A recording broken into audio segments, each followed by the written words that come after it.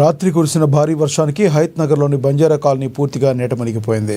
తుర్కై అంజల్ ఇంజాపూర్ మీదుగా వస్తున్న వరద నీరు కాలనీలోకి ప్రవేశించడంతో దాదాపుగా 150 ఇళ్లు మునిగిపోయాయి. వరద తీవ్రత వల్ల ప్రజలు ఇళ్ల నుంచి బయటకు రాలేక తీవ్ర ఇబ్బందులు పడుతున్నారు. అలాగే ఇంజాపూర్ నుండి ఇరిగేషన్ అధికారులు నీటిని విడుదల చేయడంతో బంజారా కాలనీ, అంబేద్కర్ నగర్ కాలనీలో కూడా వరద ఎక్కువై ప్రజలు ఇబ్బందులు పడుతున్నారు.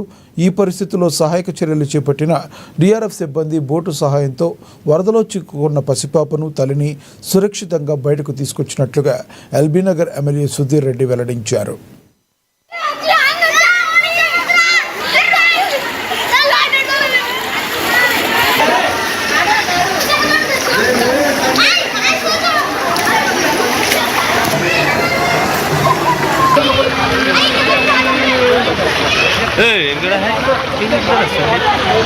యాదగిరి ఎందుకు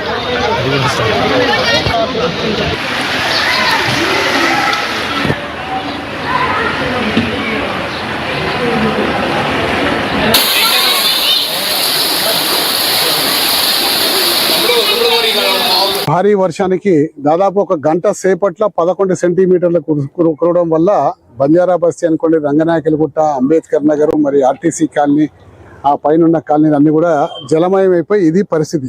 గతంలో 2020లో వర్షం కురిసినప్పుడు దాదాపు ఈ బంజారా బస్తీ మొత్తం మునిగిపోతే ఇట్లా అంబేద్కర్ నగర్ నుంచి ఒక నాలా తీసుకుపోయినాం. ఆర్టీసీ కాలనీ మీదుగా బాతుల చెరువు మీదుగా కిందికి తీసుకుపోయినాం. దాని తర్వాత ఇక్కడ పెద్ద నాలా 12 ఫీట్ల నాలా కట్టించినాం. ఈ రెండు కూడా ఈ 5 సంవత్సరాలు ఎటువంటి ఇబ్బంది లేకుండా నడిచినాయి. కానీ ఇప్పుడు ఇంజాపురం చెరువు దాదాపు 550 ఎకరాల విస్తీర్ణం గల చెరువు ఫుల్ నిండిపోవడం వల్ల ఆ చెరువు యొక్క ప్రవాహం అంతా కూడా బంజారా బస్తీ మీద వచ్చి పడుతుంది. ఇప్పుడే జోనల్ కమిషనర్ గారిని పిలవడం వల్ల ఆయన జోనల్ కమిషనరు, మరి మా ఎస్సీ గారు, ఈ గారు, మరి డిఆర్ఎఫ్ టీం అంతా కూడా ఉదయాన్నే ఫోన్ చేయడం వల్ల అందరూ కూడా ఇక్కడికి వచ్చి ఉన్నారు.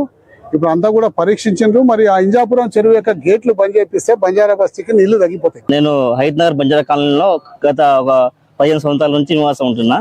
ఇప్పుడు ఇది లాస్ట్ 2020లో ఇలాంటి భారీ వర్షం రావడం వల్ల సేమ్ ఇదే ప్రాబ్లం రిపీట్ వచ్చింది. దాని తర్వాత ఏమిటంటే కాలువ కొంచెం అక్కడ కాలువ వేసారు. దాని తర్వాత ఇక్కడ బాతుల చెరువు వచ్చే కాలువ కూడా ఎలుపులు చేసి వాటర్ కొంచెం ఫ్లో తగ్గినాయి. 5 సంవత్సరాల దాకా అది మంచిగానే ఉంది. ఇప్పుడు మళ్ళీ నైట్ కురిసిన వర్షానికి, భారీ వర్షానికి ప్రతిసారి వర్షం